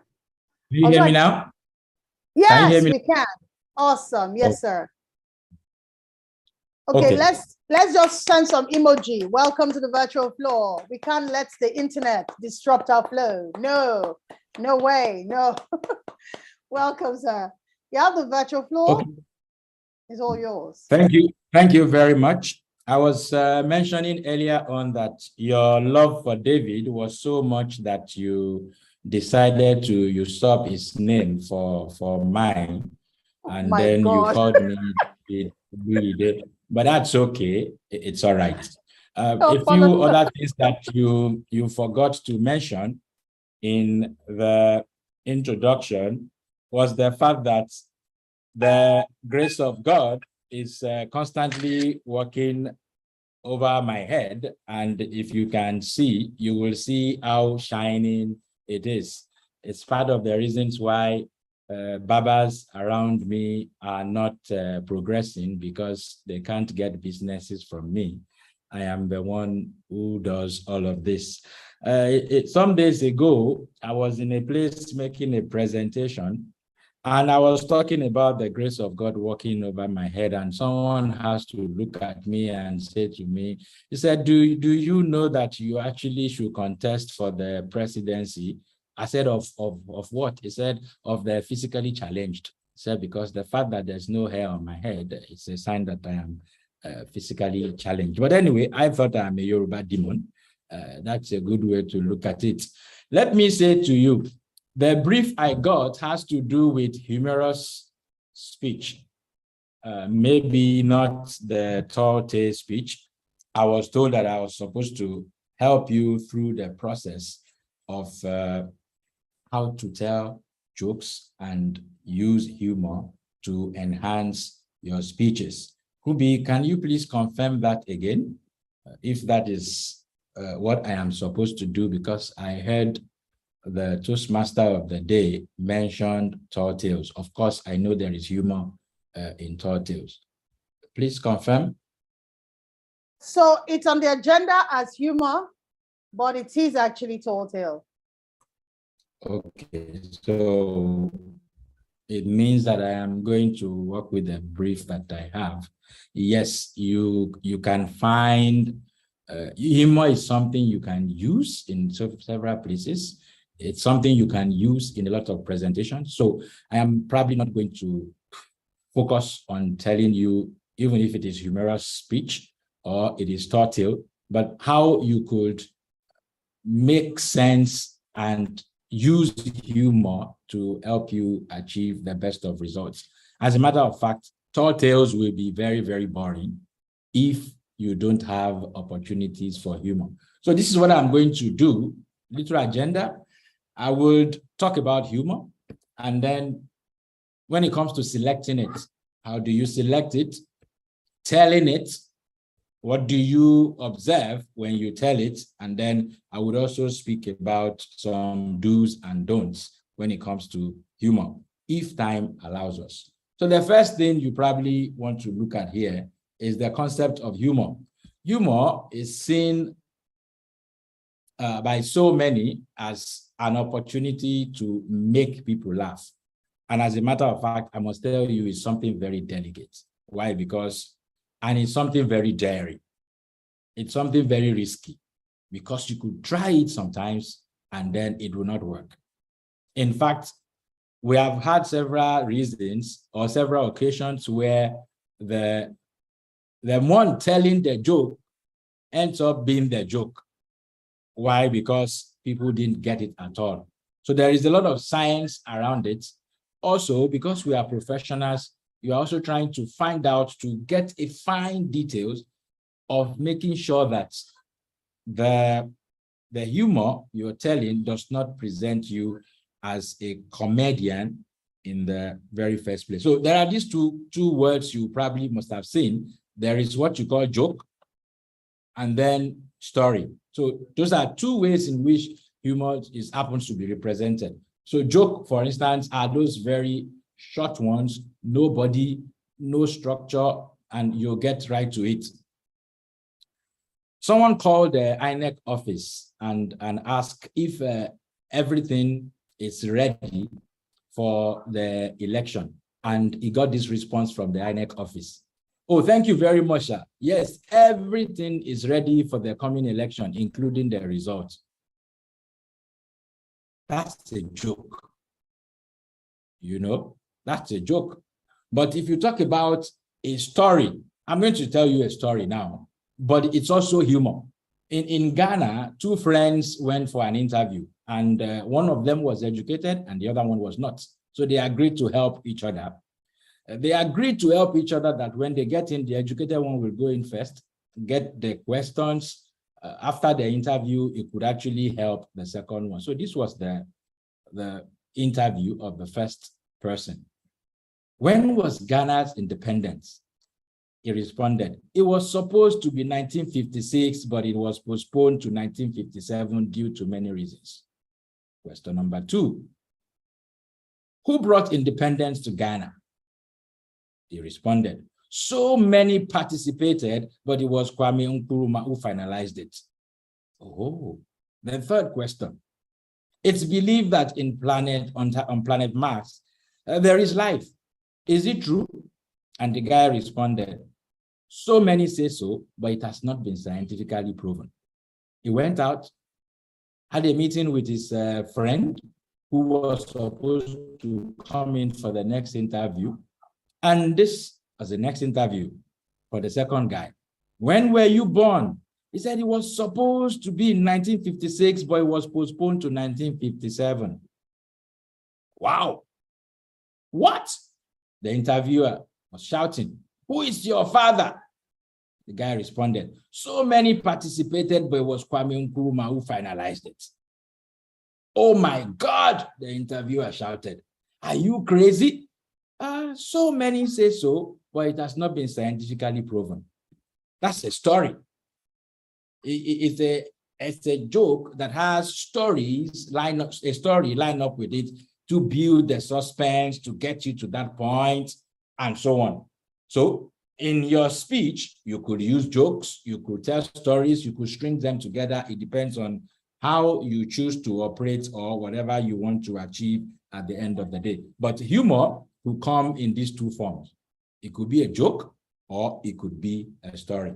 The second thing that you would find on the agenda is actually selecting it. So either you're going to tell a joke about yourself or a story, a humorous story about the situation. There are a few things you need to be careful of. And this is not alien to you, because if you are a Toastmaster, you would have come across that. Number 1, you have to go off politics. Politics. Number 2, remember there is religion. And then number 3, sex. This is not because you are Toastmasters. It is because you just have to be careful, because you would somehow insult somebody's sensibility. If you are in a contest and you pick any of these 3 topics, or you tell jokes that go in this line, you are on your own, really, because it could cost you your winning position in that.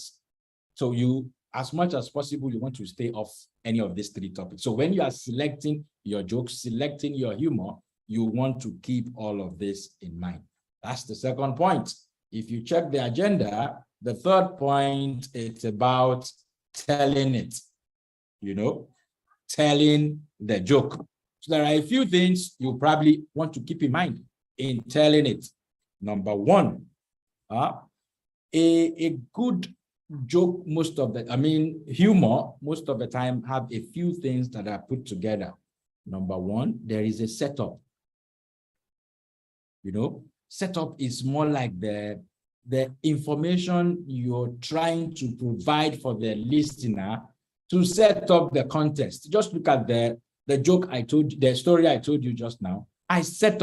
There was a setup for you to understand the concept. Sometimes the setup could be very little. In some other times, it could actually be very much, like in the case of joke and story. But always you have to remember that there is a setup and you must create a setup.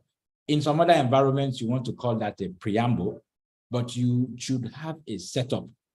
Okay, after setup, the next thing you want to consider is that there is a pause, So that pause should occur, especially if you are not under pressure, just before you deliver the punchline. It should occur just before you deliver the punchline. Okay? So, what are you doing? That's a wife asking the husband. Said, I'm killing mosquitoes. He responded. So how many did you kill? A total of 5, said the husband. 2 of them were females and 3 males. How do you know the agenda? The man responded. 2 were near the wallets and 3 near the beer bottle.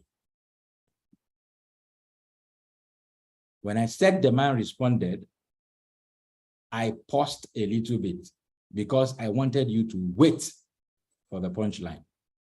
So the punchline, it's really so important. Of course, in some situations, you find people who starts telling a joke or a humor with the punchline. Then they end up becoming the punchline because they get punched. The punchline is important, but it has to come after that pause. So after the pause, you have what you call the punchline. You have the punchline. The punchline is that phrase, it could be that phrase. You see, everything, go back to the first joke I was saying about INEC, say everything is ready, sir. Even the results, that is the punchline.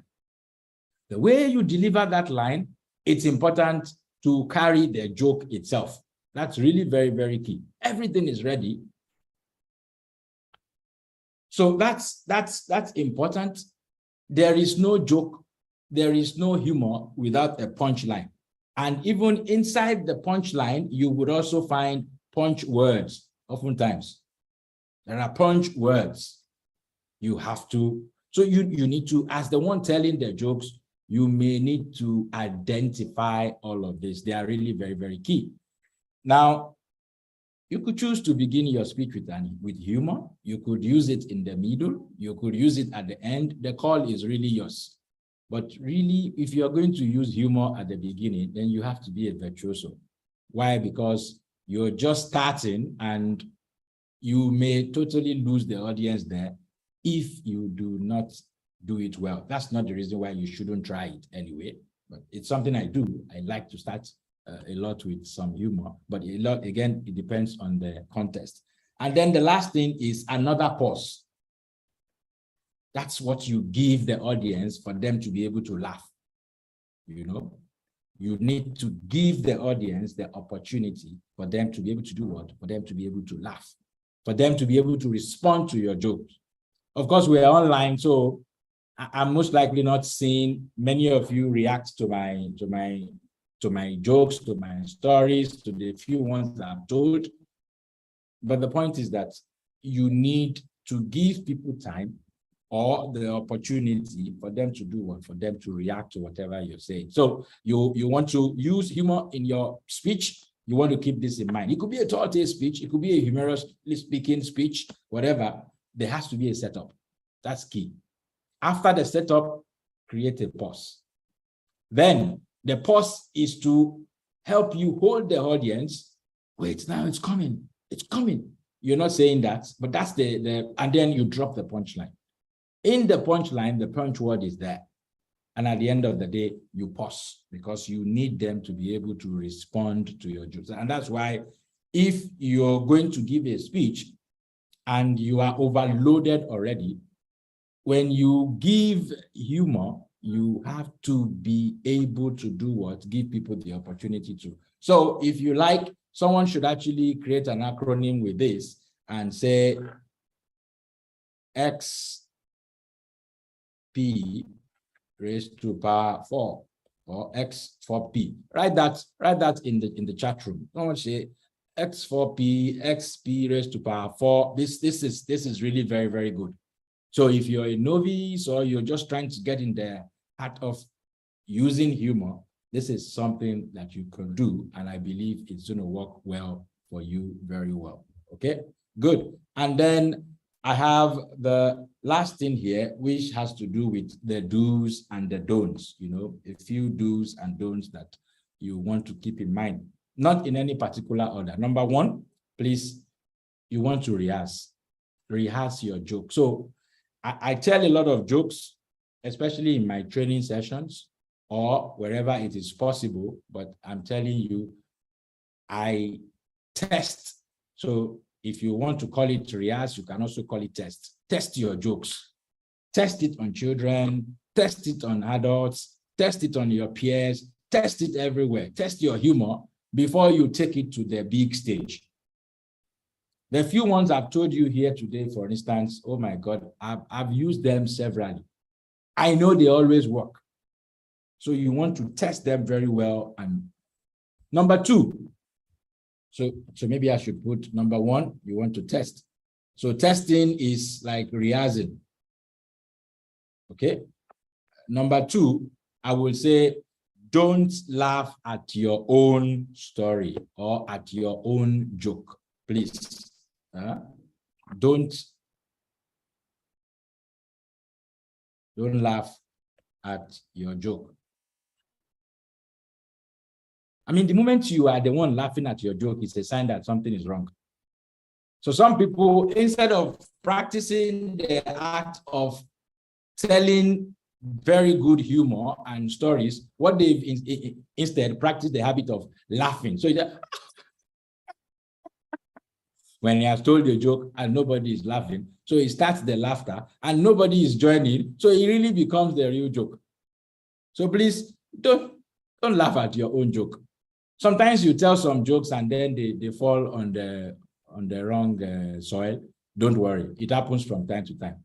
But don't make the pain, don't deepen your pain by trying to laugh at your own joke. Rather, what you could actually do is to leave it and move away from there. Very, very important.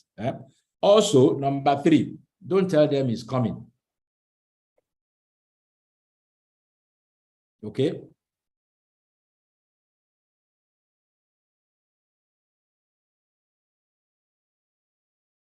Oh, now get ready for it. The joke is coming. Now this is the joke. This is the joke. See it, it's coming. No, you don't do that. Nobody does that. It's no longer a joke if you have to announce to the people that they should be aware that it is coming. Okay? Please don't tell people your joke. I mean, and at this point, I'm really talking about the punchline. I'm talking about the punchline. Can you just imagine? I'm saying to you, again, go back to the INEC joke I said to you when I said, oh, sir, everything is ready. And then I said, listen, the joke is coming now, except the result. The joke is gone. In fact, I have something I tell my friends when I poke some fun or some joke and they don't laugh or they're asking questions, I tell them, forget it. Why? Because jokes are not meant to be explained. The moment you start explaining humor, it's no longer humorous. The person is supposed to get it right away. And that's why you need to keep practicing that. Also develop a lot of confidence.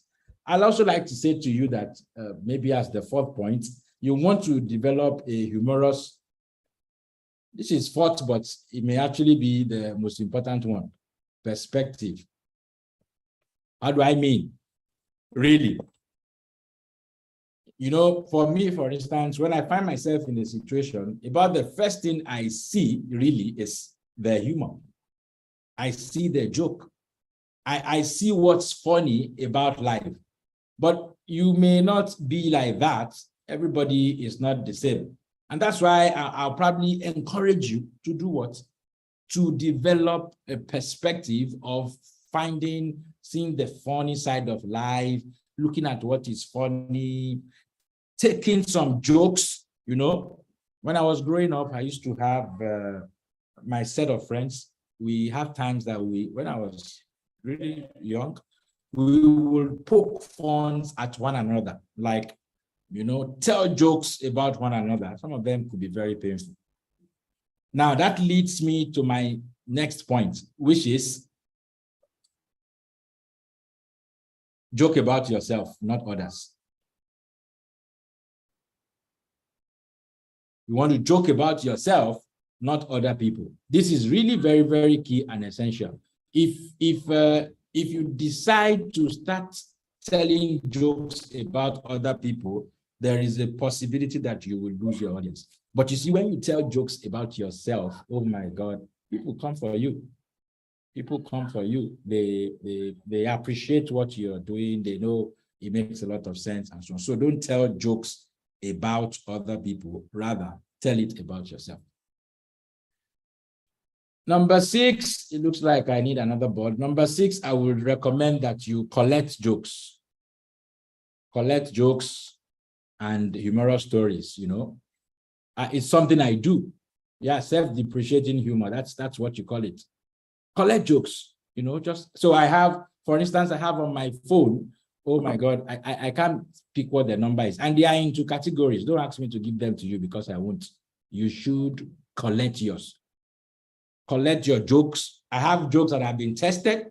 I have jokes that I have not tested. I have them in different categories. So when I have presentations, and sometimes you can actually make a lot of sense and bring a lot of meaning using jokes. So you want to keep that in mind. That's really very, very key. As much as possible, maybe this should be the last one, don't read the jokes. Don't read. Unless if you could be used to it, yes, but if as much as possible, avoid reading the jokes. That's really very, very important. You know, the biology would advise you that the part of the human being that humor raises up, it's really very, very cool. If you can get to attack that side and it gives you a very good response, oh, you are the best, I'm telling you. So I'm going to find a long story to tell you here and probably use that to wrap up. So this is a discussion between two ghosts. Hey, you know where ghosts meet themselves. So ghost 1, hey, ghost 2, hey, ghost 1, how did you die? Ghost 2 responded, I was mistakenly locked up in a refrigerator. At first it was chilling, then it started freezing, and then I couldn't breathe again and I died of suffocation. Wow. What a sad way to die, said the second ghost. Yeah. So how did you die? Ghost 1 responded, I died of heart attack. Oh, what happened? Said Ghost 1. I mean, Ghost 2. Ghost 1 now responded, my wife cheated on me. I came back home and I saw a man's pair of shoes. Then I rushed to the bedroom and met only my wife there. I know a man was in the house and he's still there. So I began to run around. I searched every part of the room, the kids' room, the kitchen, the toilet, the bathroom, the wardrobe, and the dining. And I was tired of running. So I got a heart attack. Goes to idiot. Why didn't you check the refrigerator? The bastard was hiding in the refrigerator. Assuming you checked the refrigerator, by now both of us would have been alive.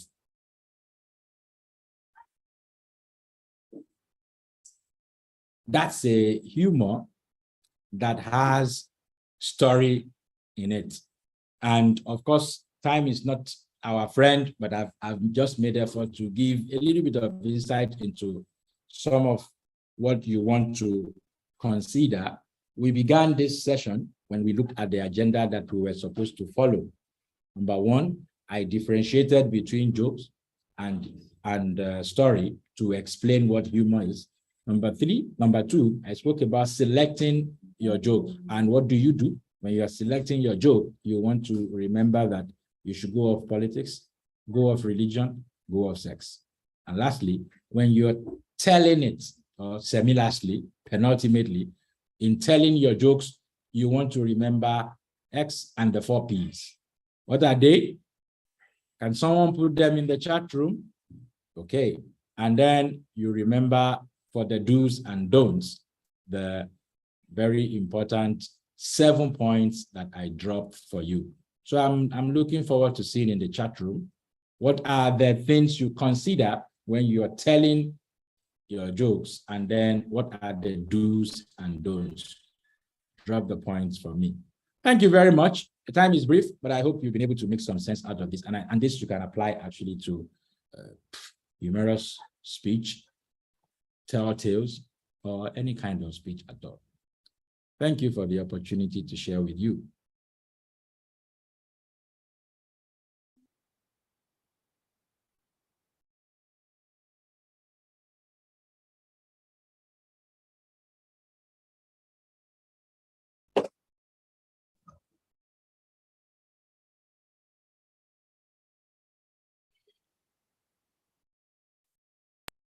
Wow. Wow. Wow. How would you evaluate today's session? If you enjoyed today's meeting, the training on tall tale or humorous speech training, I want you to type DTM Patrick. And I apologize for replacing your name with DTM David. Even with all the hailing, I still messed it up. That's where learning comes in. I want to see some DTM Patrick in the comments. Thank you for all your responses. Okay. Can you hear me, please? Hello? Okay. My audio. But if you can hear me, let me just continue like this.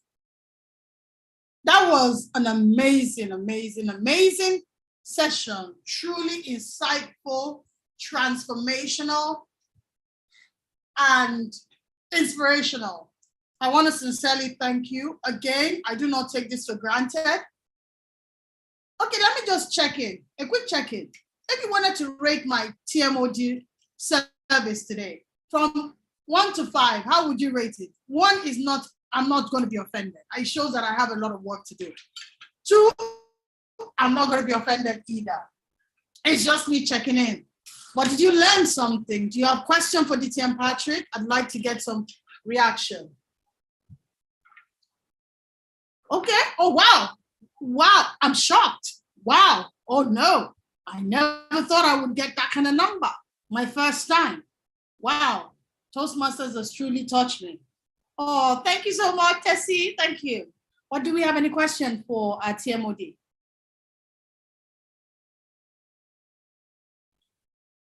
Do we have any question? Do we have anybody with a question? I see Hepzibah's hand is up. Please, Zoom Master, can we unmute her, please? Hepzibah's hand is up.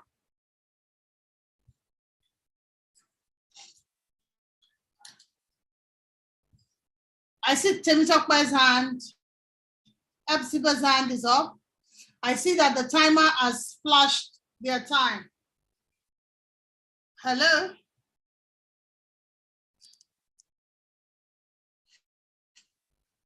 Hello?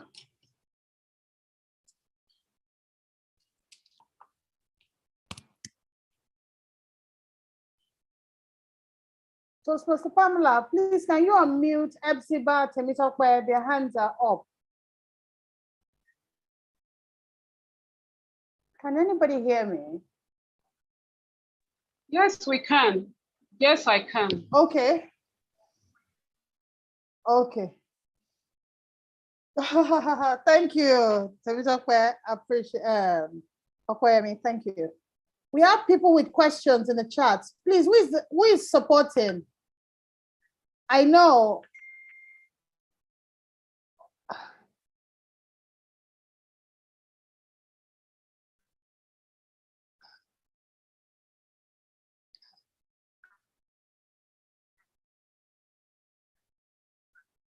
Okay, since we can't unmute the people, please type the question in the chat. I want to use this opportunity to say thank you to the division director, my mentor, my friend, my go-to, and always constantly supporting. I want to thank all the trainers for today.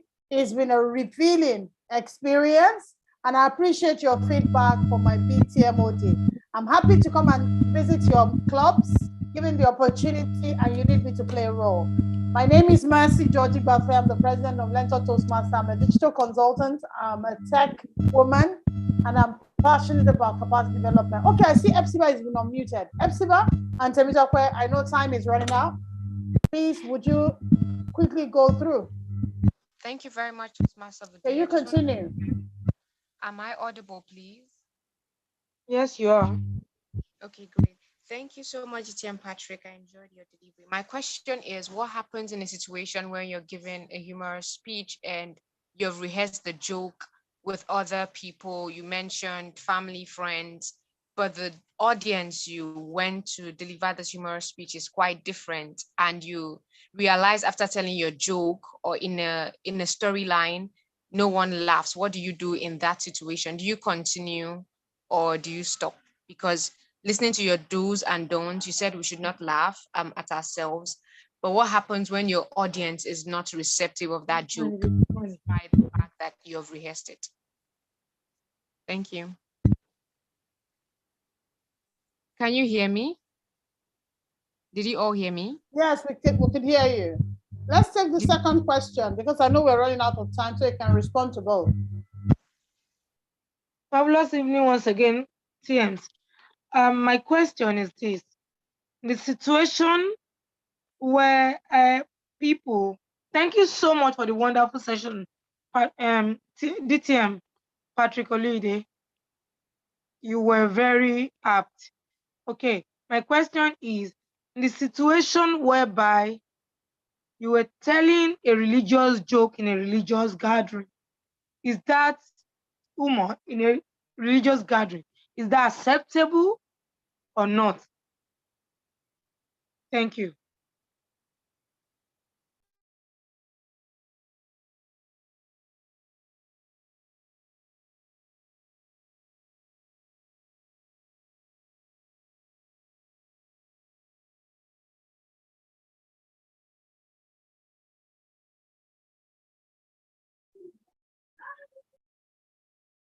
Okay, thank you. Thank you very much for your feedback and then for your questions. To the first question, really, I think every time you're preparing a speech that is going to be a winning speech has to begin with the target audience in mind. Sincerely, it's not just a speech. Everything you do in life should have a target. As a matter of fact, you are not selling to everybody. And to some extent, it answers the question that is raised, the second question from Temitope. Why? Because if you are in a religious setting, there are some jokes that you can tell that are acceptable. Why? Because it's a religious environment. It's a religious environment. You probably would not take a joke that you will tell in a club and take it to a church. Most likely, it will not work for you. So in business, there is what you call the customer avatar. In public speaking, you call it the target audience. What is the profile of a typical person that would listen to your joke? When the profile is clear, and then sometimes you may need to be making some instant adjustments. You could build a joke for a particular profile of people, and then you get there, it's not the same set of people again. So you may need to re-engineer, rework, but when all is said and done, and that's why you have to make sure that your speech is not too rigid. It has to be flexible in such a way that you can adapt. When all is said and done, if you tell a joke and it does not fall on the type of ears that you expect it to, don't worry. Pick yourself up and move on. I mentioned that earlier. It's okay that sometimes you try a joke and it doesn't work. In fact, for those of us who test jokes, like I was saying to you, I do test my jokes. For those of us who test jokes, sometimes we test them. That's why when you want to test, you test with an audience, a beginning audience, and gradually you progress. So for instance, I have jokes that when I am running a session for middle-level managers, I would most likely not use if I'm running a session with MD CEOs. Why? Because it's just a different audience. So your audience is very important, but at the end of the day, if you didn't get type of response you were expecting, just pick up yourself and then you can continue from there. Thank you.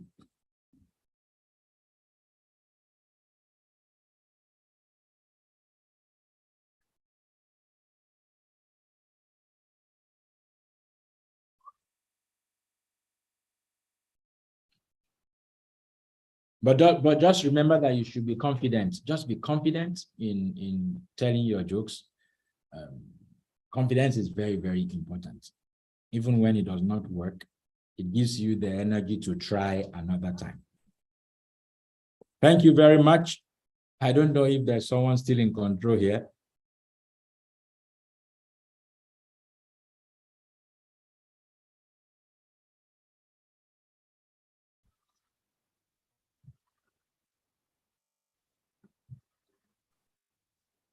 Thank you very much, DTM Patrick. Oh, wow. TM, are you there? And okay. Go ahead, TM Messi.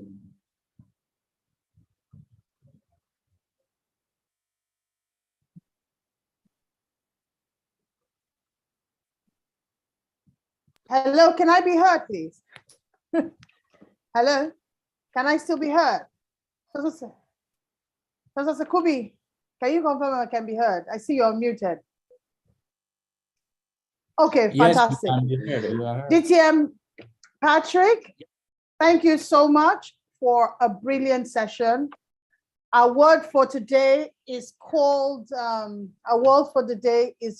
opulent at our meeting. And I was just trying to outro the meeting. I want to thank you to all my bosses at the top. Toastmaster Deji, one of the people that I really admire as a Toastmasters, very silent but highly effective.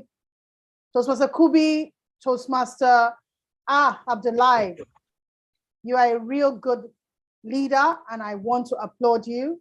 Thank you so much for organizing this session.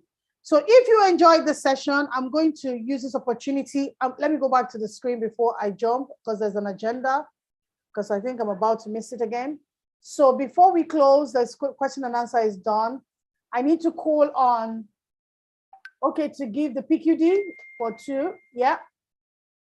I need to call on the PQD for our closing remark. But overall, it has been an honor. It has been an experience. It has been a learning opportunity. I can't even believe I did it. I was not sure how it was going to be possible. Juggling our induction members, we just inducted like 7 members, and juggling this, it's been surreal. I'm humbled, I'm grateful, and thank you for listening to my voice for the last 2 hours. On this note, permit me to relinquish total control to the Zoom master today, Toastmaster. See, I'm drum rolling for you. Pamela, my contestant for the tall tale. Don't worry, I'll finish you because I have the bazooka, Toastmaster Craig, on my side. Congratulations. Thank you, Toastmaster Kubi and my division director. Over to you, Toastmaster Pamela. I see you're flustered. Are you all right? You can't unmute. I can see your face. Perfection. Thank you, TM Messi, George Igbafe, for this wonderful experience. If you did not tell us, we will not know that this is your first time being a TMOD and you did a spectacular job. I trust that everyone on this call was able to have fun. First, it was the TMOD, it was introductions and TMOD, and then came Inspire from TM Benjamin Wayo. He knows how to break it down to bits, and I know we all learned a thing or two. Then the game master himself, DTM David Doko, he always knows how to, you always feel like you're in a game when you're listening to him teaching or learning from him. So thank you very much for that, for walking us through that. And then finally, DTM Patrick Oluyide, always, every conversation with him is laced. If you are not careful, you will miss it. It's littered with jokes. It's littered with, you have to always stay on your feet to always make sure you do not miss it. And on that note, thank you to everyone who has taken out time to join us. Like Division Director mentioned at the beginning of the speech, we have people from all over the world on this call. I can see a lot of people who are not even in our division or even in our region. I can see Ivory Coast here. I can see India. I can see an Indian name on this call. I can see a lot of people. Thank you for being with us. And we hope you enjoyed yourself. On that note, we'll sign off. Well, you can kindly unmute yourselves, say hi, share your contacts and network, and so that in our next meetings, we have a house full of guests that came from this meeting. Thank you very much. DTM Kubi. DTM Kubi. Oh yes, Pamela. Right, thank you very much. I'm signing us out and I'm handing the floor back to you. Thank you very much. Thank you. I'm here. So, Pastor Patrick, DTM Patrick, I'm going to call you for our club's meeting, sir. Be on the lookout. Thank you everyone for coming. Thank you, Dr. Benjamin. Thank you, Tim Patrick. Thank you, CM David. Every one of you that came, we had up to 80 people on the call at a point. Thank you. Have a wonderful evening. Bye. Thank you very much. Bye, everybody. Thank you very much.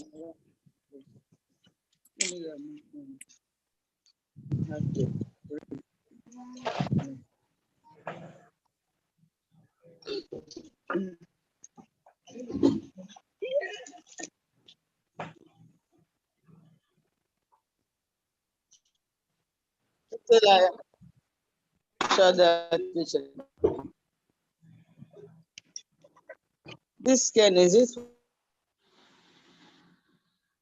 logging you? Go. Logging you. Nobody.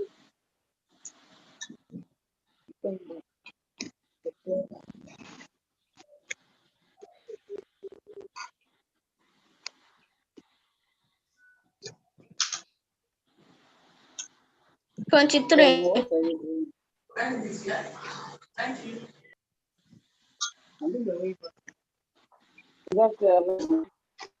Is it the normal email? Is that the